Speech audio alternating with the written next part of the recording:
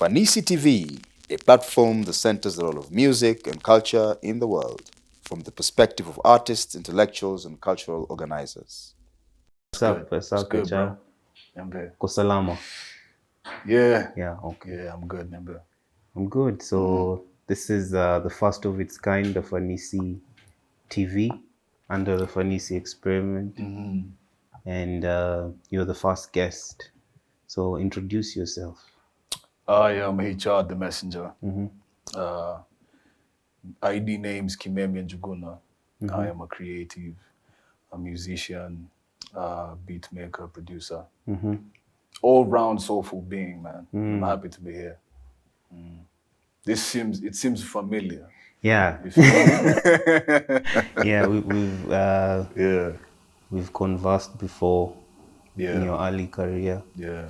When you were starting out, Yeah, at Living Proof, and we've also made music on your Rain LP, which is an amazing project. Thank you, man. So connecting all that together, first of all, you didn't say the full name. It's High Renaissance, the Messenger. It's High Renaissance, the messenger. Yeah. So first of all, in Kenyan rap, a lot of artists choose one name and just stick to that. Yeah. But you're one of the few artists who your name is it's a whole statement by itself. Yeah. There's the High Renaissance, there's the Messenger. So what's that about? Yeah, well, I think it's just the stubbornness of being a Gemini. Okay. But High Renaissance, I took it from when I was going through the whole motions that we go through as a young man, that journey of self-discovery. Yeah. And I landed upon Da Vinci. And I was inspired. I was inspired by everything that he does, what he embodied, and how he embraced multifacetism. Like not just being boxed under one single character, you know. So yeah, man, and the whole movement of the Renaissance creatives, how they were abandoning ways of approaching art, architecture, sculpting, mathematics, science, and just bringing new ways, but then also still appreciating the old ways that have always been with us. Okay. So I took High Renaissance, and then ikakuwa ngumu for the spelling. Like, yo, go search my music. Like you said, so I was like HR. HR. And then the messenger, I took it, it's actually an interesting story. So I said I'm a Gemini. And I share a birthday with Pac.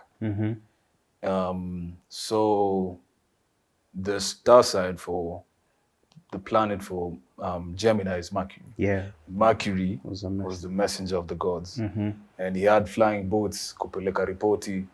So I was like, because I'm also a producer and I need a whole other alter ego for that. I'll be the messenger. So it's kind of like funny because you would expect the artist to be the messenger.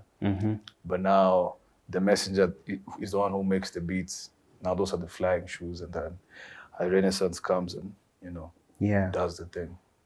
So HR, the messenger. Yeah. The way you collaborate with artists. Yeah. It's like everyone gravitates towards you, regardless of their English. You know, there's always been this conversation in hip hop where whether you should unafaa urap na Kizungu, ama urap na Sheng, Kiswahili. Like language is always torn apart. True. Hip hop. Nikasa is when people are a little bit like they're open to. And you've worked with everyone. Everyone kinda. So is that something you intended when you started creating? Yes, because when I started out, we used to have this rap crew. It was called Southside. And it was just a bunch of youngins. We met at the football field, which is Ampira. And then, so I went to this new field than I was used to. And then after the game, I see people with this box speaker. Can't do a field. I'm like, wait, what's going on over there? Nenda hapo napata tu kani kalamu takupatia. I'm like, oh, so wasona chana hapa. Then it was already an existing crew. I joined it, but now I was rapping in English, and it was a taboo. Like, hey, maze, ni bombe, you know. And then, so I switched up and started rapping in Sheng. And I got really good with that. But then I reached a point I was like, I still feel like I can also express a different side of me through English.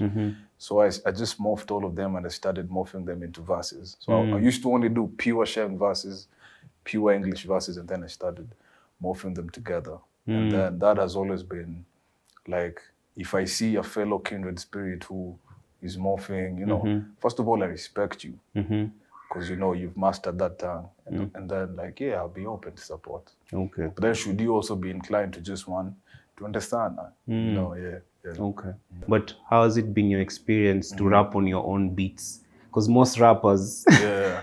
they go and like pursue a producer. Yeah. They try and create a relationship with many producers. But for you, it's you creating the instrumental and then being the voice on your own. How does that like work? Is it a skill? Is it something?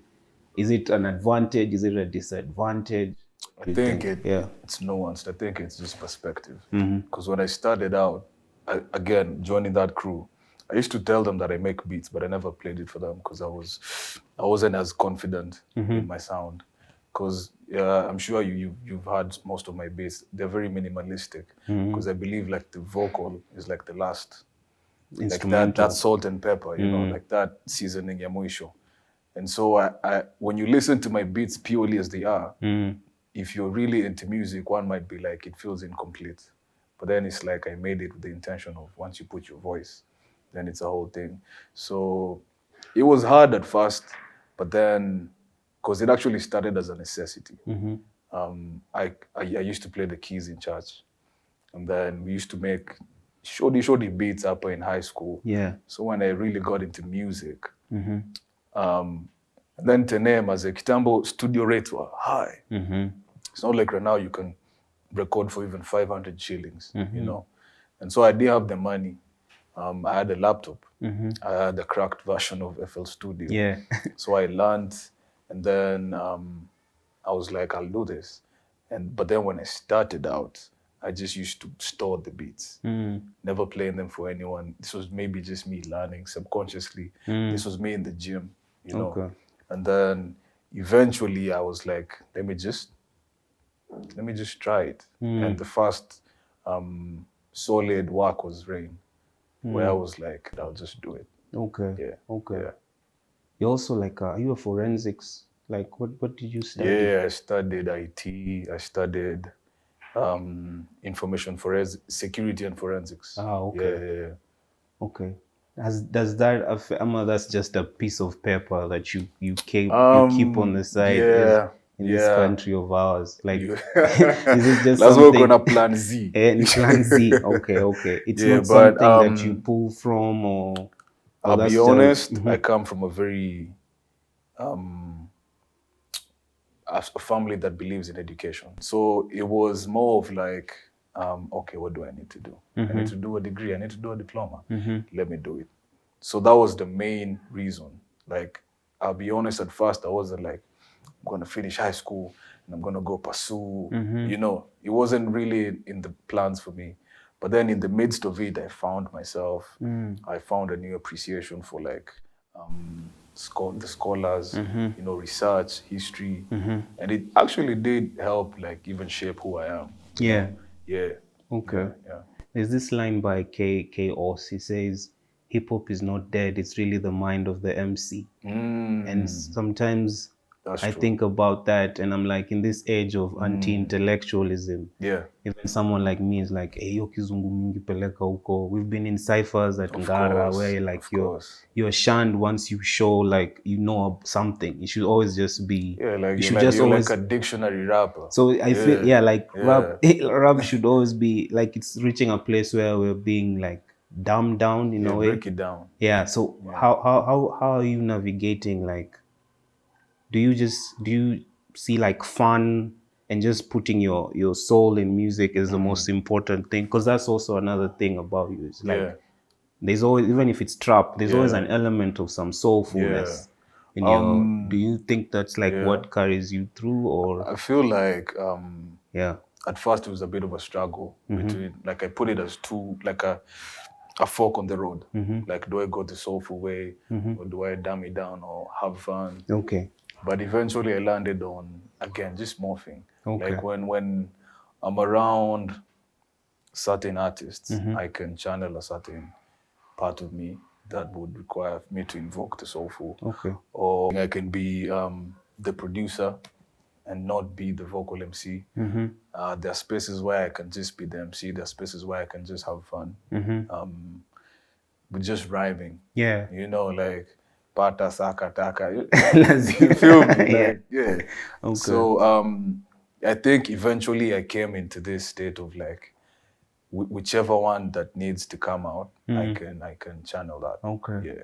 Because if you don't, it might lead to some resentment. Yeah. For the art, for the current things that are being listened to, Yeah. for artists, for your peers in the industry, you know. Yeah. And then you just end up being this bitter guy who's always like, the game should be, you know. So, Yeah. yeah. Okay. Yeah. In the same wave, achacha niendele kukotoa say Nina Simone, you can't be an artist if you don't reflect your time. Sindio? True. Yeah? Yeah. I don't know what she meant, but people use that. It's like msanii ni kioo cha jamii. Kioo cha jamii. Yeah. Yeah. So do you take that? Do you and what does that mean? Does it mean you show people who they really are, or do you like reflect something higher above? Yeah. So do you move in that like wave, or what does that mean to you? Like, well, first of all, I do believe there is a higher responsibility for us as musicians, be it educative, entertainment, whatever, performative.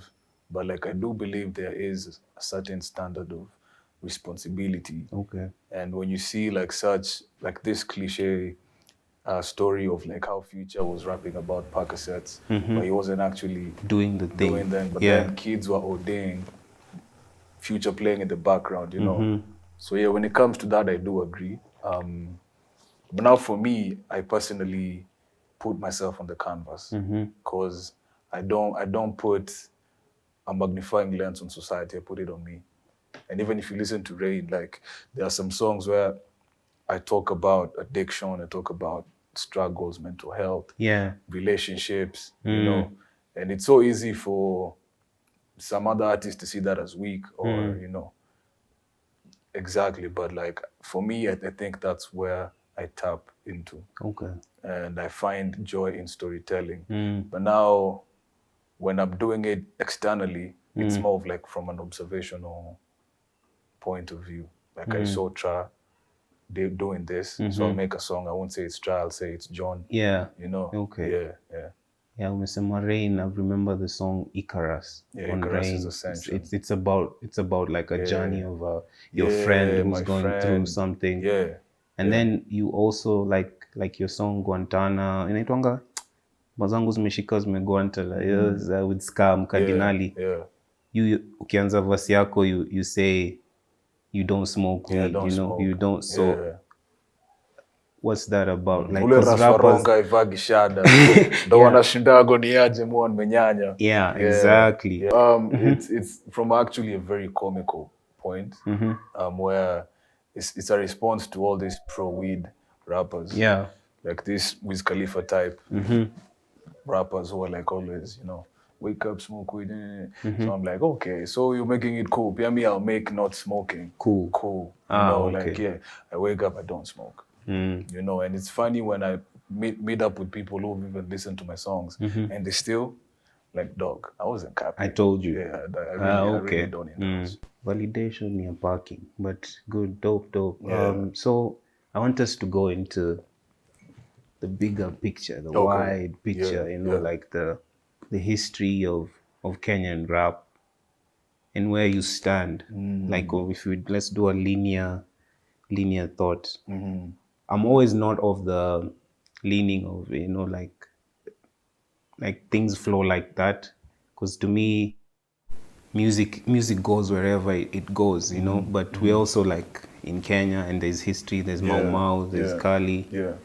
Are there people from these generations that you pull from, or someone you feel, or artists you feel like you've pulled something, you've gotten something from them? It doesn't have to be the lyricism, it can be the entrepreneurship, it can be just the way someone moves. It can, is there, do you feel like you're part of this river of hip hop or of this music, this thing called hip hop that's turning 50 this year. Turning 50, man. Which is crazy. I wouldn't necessarily say pull from, but more or less like admiring or appreciating. Yeah, so Case Out was crazy for me, how they could morph bouncy beats and then go hardcore, and then the flows, interchanging lingo from English to Swa, you know. Of course, uko flani Mau Mau. And I have such a fond memory. When I was very young, I had a cousin of mine take me to Wapi. And I was still in primary school. And I remember that really sparking something in me, like seeing all the aggression and performance and like, you know, the passion when people are throwing jabs at each other. Yeah. And like the love, like I wasn't getting how I can stand in front of you and go at you and then afterwards we dab and hug, you know. So some of the things like that, but they didn't really shape who I am as an artist. It was more like just seeing and be like admiring, you know. Oh, okay. Okay. Yeah. Sometimes we feel like we don't have to be ourselves. Let's borrow from Trabolee flows like 1, 2, 4, 3. Let me try that. But then you end up realizing what you bring to the table is what Trabolee brings to the table. Doing a form this whole circle, this full circle moment, this culture moment, you know. Okay. Yeah. You take the personalities of Kitusua. Yeah. If you can do like a thing where it's like every 4 bar you rap like Kali, you rap like that's like, and then you make a whole history song. Like man. Imagine. Nimepatent hiyo, as it tunanitakuwa hapo. You rap like all these guys. Even you can do a fire concept. And then you instead of that can be a fanisi jumped. So speaking of, you've worked with like I remember we did that Kovu challenge Ska some time back, and then you ended up working with Ska. You've worked with like all the new artists, and they are also like they're a part of. There's a wave they have. So you can talk about like your project, for example, with Sewersyda, who's like the most political of them, or the most conscious of the three. How did Nocturnals come about? So funny thing, most people don't realize me and Sewersyda went to the same primary school. Okay. Went to the same primary school. I went to the same high school with Domani.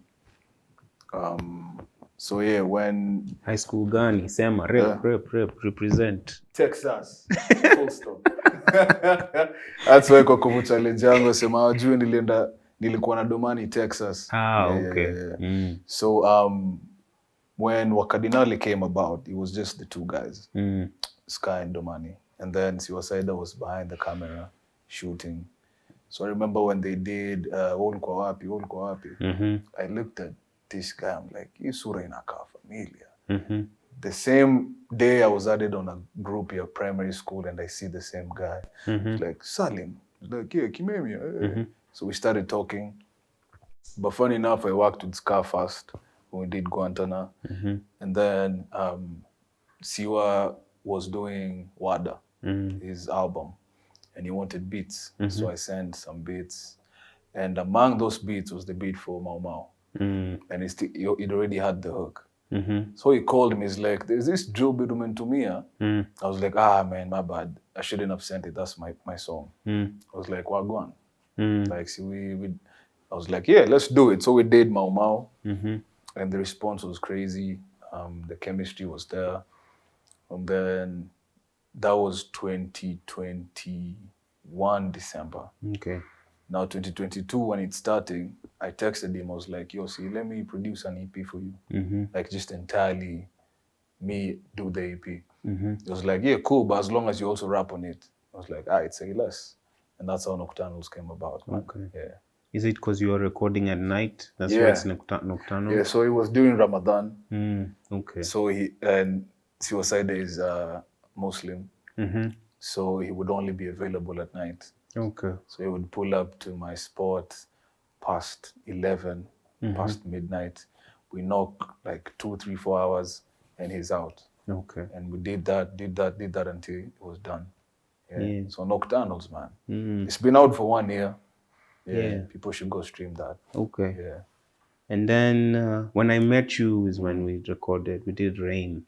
Yeah. Rain LP. Yeah. But you tuli record mchana.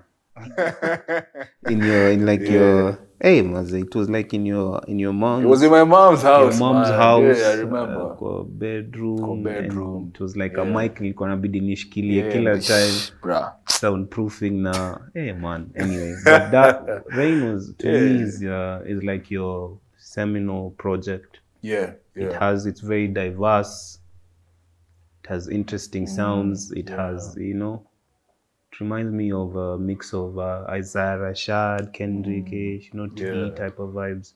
So what was Rain about? Like, and then the cover is your mom. And it's my mom feeding me porridge, man. Okay. Yeah, so Rain came out in 2019, but I finished it in 2018 while I was just finishing campus. Again, I was in this rap crew, and then I noticed I had taken more of a production role than an artist. So I was like, I want to do my own thing. Let me do a full project. And people around me were like, nah, people don't know you yet. You gotta feed them the singles. You gotta feed them the videos, But something in me was like, I need to do this. And that was now my baby. Like, I presented it to the world. And I remember reaching out to the artist and being surprised that they were considering, working with me. I remember even reaching out to you, man, because I'd reached out to you, I think 2 years before. Yeah. And that's one thing I actually respect. This is a story I tell people, by the way, when Trabolee's name comes up. I sent you Forgery of Venus, my first Forgery of Venus. And your response was, I like it. And I was like, can we work on something? You were like, I like the song, I like your sound. Keep doing you. I'm sure uko mbele, tutapatana, and we'll work on something. And I don't think it's a Kwambe story, but I respected that, because you could have just been like, I don't lape, or just be like, it's fire, or monetize percent verse. 50K a verse. It's like that. Yeah. So and then I worked with a bunch of guys, and that time I wasn't confident in my mixing, so I had someone mix it. Okay. And I did it, and the response was crazy, more than I could have expected. Of course, we have these ambitions and expectations, but it went above and beyond. Yeah. Okay. Yeah. All of your, I feel there's hip hop is still, as much as we might say, there's the intellectual aspect, still street, there's still an element of like, there's a struggle, there has to be some pain in it, there has to be some, resistance. Someone told you couldn't do it. No, you did it. And then you did it. Just because. And that's what like makes hip hop what it is. There has to be that element of fighting against. True. But then there's like the mental state of artists, and most of the people we've come up with, like alcohol has been an issue, drugs and stuff. And some people think if I lose the pain, I lose the craft. True. Do you go through the same thing? You feel? I think it's motions and how you choose to look at them. Because I have like a phase in my life where I was doing some very funny stuff, illegally speaking. Cut that out. But like, there was a time I was wilding out. There was a time I was fully in church. I think it's just motions and perspective. Okay. And for me, if you are a true artist, you can draw from wherever. Okay. That's my opinion. I feel like I can still be in an 8-bedroom mansion and still pen something that the rich person will relate to, and still pen something that the youth pale like igonga yo mat, but watakuwa like, Yeah, so I feel it's just where you draw your inspiration from. Do you feel the same? Yeah, I feel, most rappers talk about, like, now I saw someone talking about, I started rapping about cars, now I have cars. I started rapping about this, now I have, there's that element of like using your voice to manifest instead of saying something that you really feel. Yeah. And so for me, it's a war between like, I don't think it should only be about manifesting what there's an element of the music and telling a story, you know, and like being creative, the imagination.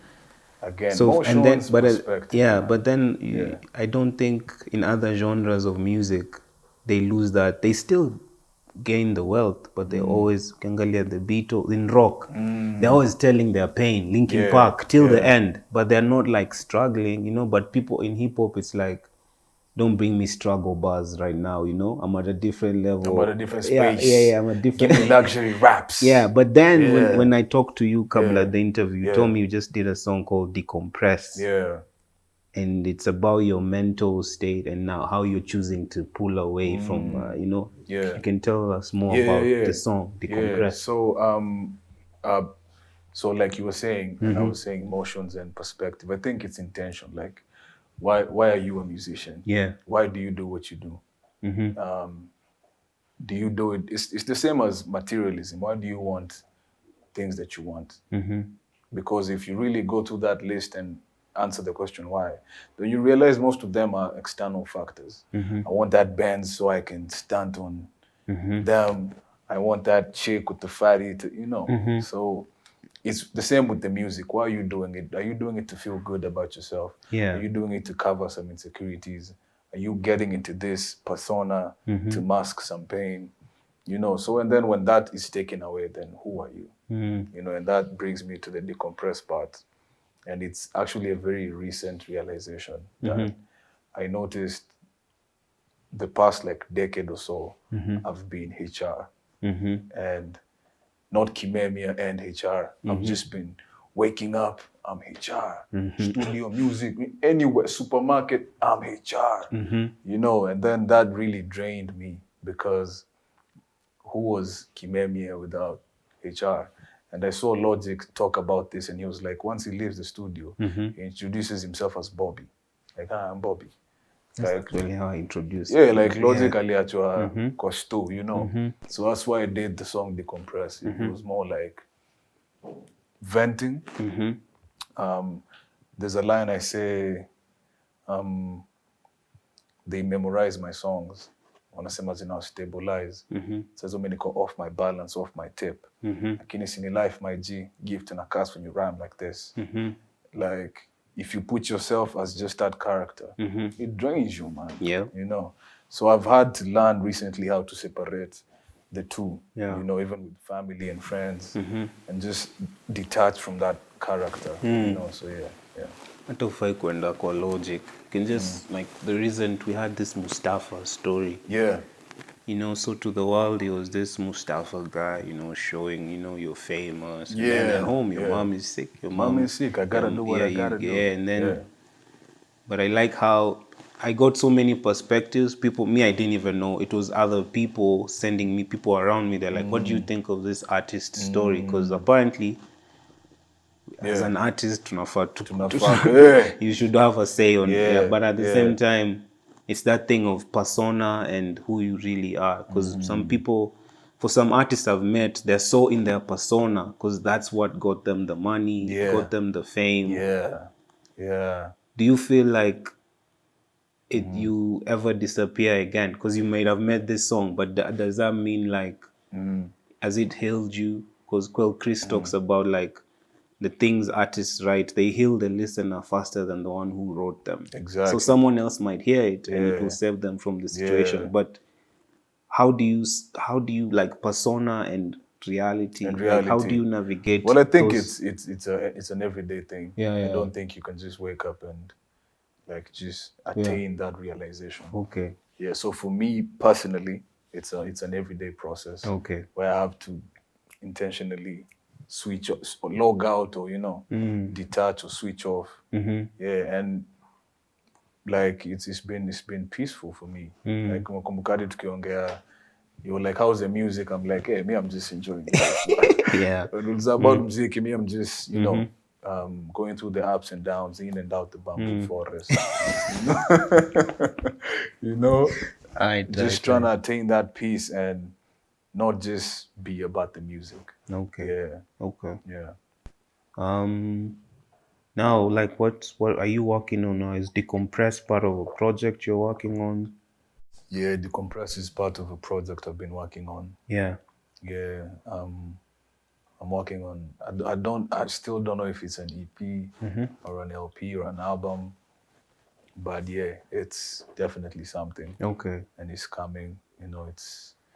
I've done a whole lot more experimentation. Okay. With this one, like with the flows, with the pen, with the sound. Yeah, so yeah, it's coming, man. That's all I can say. It's coming. Okay. Yeah, it's coming soon. Yeah. You know, we also had a project, and we kept saying it's coming soon until Hey, we have a project called Asora, with Asum Garvey. shouts out to Asum. I hope that comes out. What's your take on that project? What do you think? It's been how many years? Yo, you need to get Asum in this shit. Okay. But Asora was amazing, dog. So it's done. No, So I'm just talking about. Aiko. No, I'm just saying while he was still active. What's Asora? What's Asora? Asora is a joint album between Trabolee, Asum Garvey, and HR The Messenger. Asora is an acronym for Assam of Renaissance Art, which is a play out of our names. Yeah. Asum, Assam, Renaissance, HR, Art, flip it backwards is Tra, So Asora is this album that was sparked by Asum. He wanted me and you and Nini K as well, I believe. Yeah. But Nini, I guess, wasn't available. Yeah. In a different space. But yeah, we did a few crazy joints. It's in the universe, man. Yeah. Maybe it's like Fanisi TV. You feel You had me? it first, exclusive. Yeah, man. Asora, crazy album. I mean, Okay. you've heard the names, so it's definitely an interesting culture moment. Okay. Yeah. Okay. Yeah. I don't want. But it definitely shifted my perspective. Yeah, and then COVID happened. And then COVID happened. Yeah. And it even shifted how I approach collaborations. Yeah. In what way? Speak about some people don't collaborate, others collaborate too much. What's your take on collaboration as a tool to facilitate your growth as an artist and as a tool to learn from other people? What do you think? And then, what do you think? Like, is collaboration? I think it's twofold. Yeah. I think there's collaborations where you're inspired by someone. Yeah. Then I think there's a collaboration where someone else is inspired by you. So you end up extending part of you towards that piece of art. But for me, how I approach collaborations, I have to be inspired by you in whatever way. It could even be how you just talk. Like, man, I just like how Tra speaks. Someone speaks. Like his demeanor, so... And that's why I never charge for verses. And people hear that and they're like, what? But then I've also never paid for a verse as well, So I feel like I need to respect the art enough to not, spew it or with malicious intentions through finance and monetary gains. Though it come around the art. But this piece, let's just be to an intention around it, Yeah. So I really love collaborating. I really do. And I love even executive producing projects. Like just mapping this artist with this artist, this producer, his kicks, with this vocalists, lower tones, So I love collaborations. And then when it's done right, it's chef's kiss. Have you ever thought of producing like a collaborative tape, like the way Dylan and Madlib, they came together? Yeah, man, I would. Yeah. There's one we tried doing with Africa, okay. Cardinali, but it never really came to fruition. But yeah, I would love to. I'm a fan of beat tapes. That's all I listen to when I'm cleaning, when I'm just chilling, when I'm gaming, So I would love to. Okay. I would love to produce for some artists as well. Okay. I would love to do a full project for someone like Octopizo with direction. I would love to produce for what's her name, Maya Amolo. I would love to produce for some guys. Yeah. Okay. Yeah. As you also rep Rongai. Yeah. It's always Rongai on the flag, Rongai on the. Every time I rap, Rongai gets bigger on the map. Okay.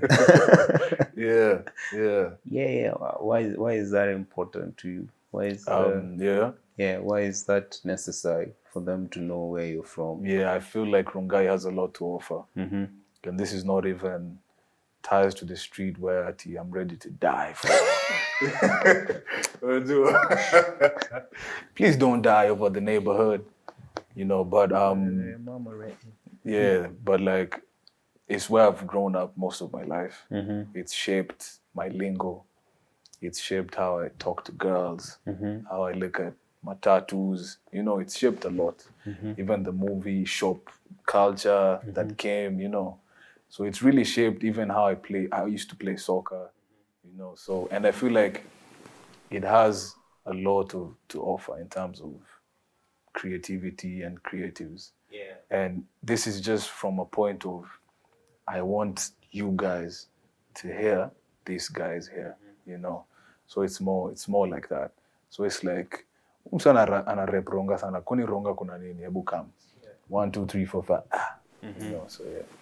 There's a way, I like how Kendrick brought Compton and he pimped it, even he made it seem like it's this mythical place that things are going on. Yeah. I don't know if, when Kenyans rap, they just say 1960, Oyole, they put it on they sometimes even, they down, I know there's experiences that you've only had in Rongai. Have you ever thought of making like a full Rongai project, or maybe of your day in the life, just painting a picture for, a project that actually. You It's have. just not out. It's not out. Yeah, So art, nangoja kusikia.